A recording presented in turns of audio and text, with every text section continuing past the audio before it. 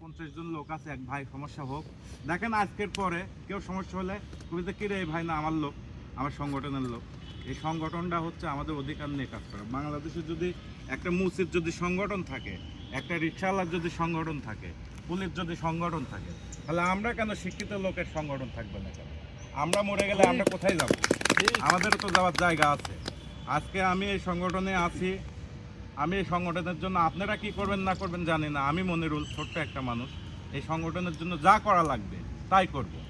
আমরা যুদ্ধের কথা মনে করেছি, যুদ্ধ দেখেছি, 24-এর যুদ্ধ দেখেছি, কিন্তু আমরা সংগঠনের জন্য কি করব না করব এই মনিরুলের হাত ধরে আপনারা দেখতে পারবেন ইনশাআল্লাহ।